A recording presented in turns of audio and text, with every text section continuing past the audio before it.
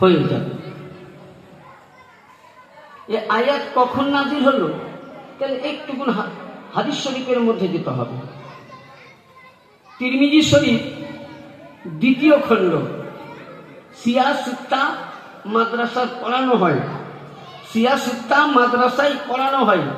হাদিস শরীফের মধ্যে হযরত সাইয়্যিদিনা আম্মা জান আয়েশা সিদ্দিকা রাদিয়াল্লাহু তাআলা আনহা বর্ণনা করেন যে আমি একদিন দেখলাম রাসূলে পাক সাল্লাল্লাহু আলাইহি সাল্লাম, রাসূলে পাক সাল্লাল্লাহু তাআলা আলাইহি ওয়া সাল্লামকে আমি দেখলাম যে উনি কি করলেন, নবী বলছেন যে আইনাল হাসান ফাদখুলু।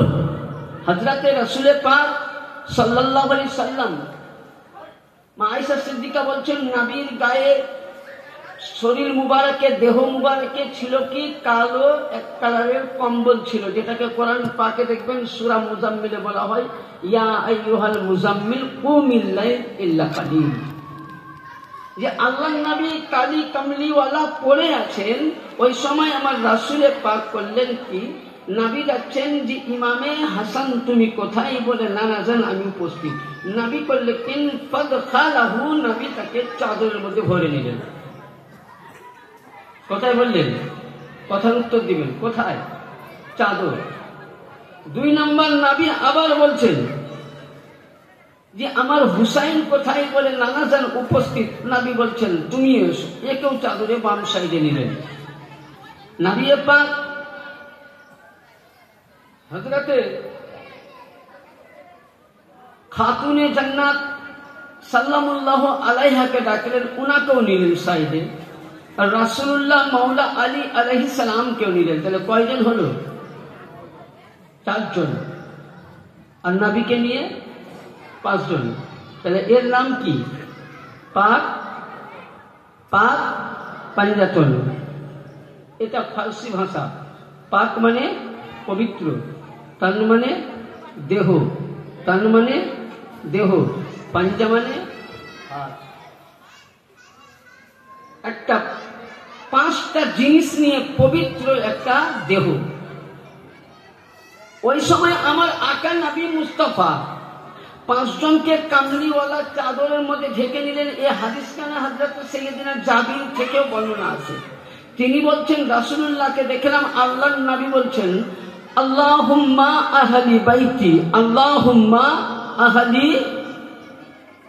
তাহলে নবী আহলে বাইত কাকে বললেন? ওখানে নবীর স্ত্রী আম্মা জান আয়েশা সিদ্দিকা ছিলেন, উম্মে সালমাও ছিলেন, আরো সাহাবায়ে কেরাম ছিলেন, কিন্তু নবীর চাচাও ছিলেন। কাউকে নবী পাক নিজের পরিবার বলেছেন, কাউকে বলেন। নবী বলছেন আল্লাহ এই 4 জন আমাকে নিয়ে 5 জন, আমরা 5 জনই হলাম তো আমার পরিবার। ওই সময় আম্মা জান উম্মে সালমা বলেন ইয়া রাসূলুল্লাহ আমিও তো আপনার স্ত্রী।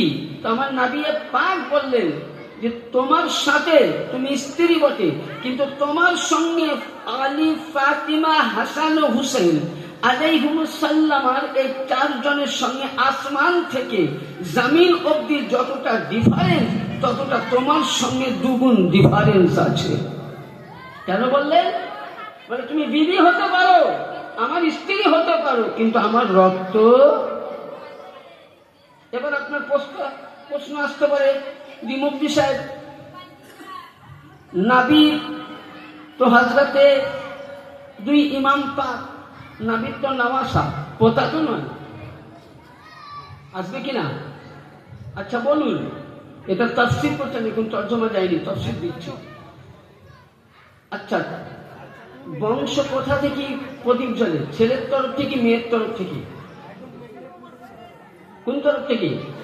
ছেলে। আর আজকে যেটুকু আলোচনা হবে ইনশাআল্লাহ আল্লাহর কোরআন থেকেই হবে আর হাদিস থেকে।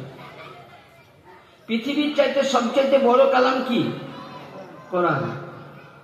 এই কোরআন পাকের মধ্যে তো আল্লাহর নবীর কয়টা ছেলে? তিনটে। আমার ভাইজান বলেছে মেয়ে কয়টা? কয়টা মেয়ে? কথা বলুন। হ্যাঁ, নবীর মেয়ে একটা। মশলা হাল করে দিচ্ছেন। জাইনাব, কুলসুম, রোকাইয়া এরা নবীর মেয়ে, কিন্তু জন্মের নয়, পালিত মেয়ে। হযরতে খাদিজাতুল কুবরা সাল্লাল্লাহু আলাইহার যখন নবীর সঙ্গে বিবাহ শাদী মুবারাকা হয়, তখন উম্মে কুলসুম, উম্মে জাইনাব, উম্মে রোকাইয়া এরা তখন বাচপান, ছোট ছিল। ইনাদের আব্বা ছিল অন্যজনা, কিন্তু নবী এদেরকে লালিত পালিত করেছে। কিন্তু নবী একটাই মেয়ে, সেটা আমি দলিল আপনাকে দিচ্ছি। যখন হযরতে রাসূলুল্লাহকে আবু জেহেল টান দিতে লাগলো যে হে মুহাম্মদ সাল্লাল্লাহু আলাইহি সাল্লাম, আপনার কোনো নাই, ছেলে নাই, আপনি যতদিন আছেন ততদিন ইসলাম চলবে, আপনি চলে যাওয়ার পর ইসলাম কি হবে? বন্ধ হয়ে যাবে। তখনই আল্লাহর নবী আসমানের দিকে মাথা উঠালেন, আর তখনই আল্লাহ পাক কোরআন পাকে আয়াতে মুকাদ্দাসা নাজিল করলেন। সে কি নাজিল?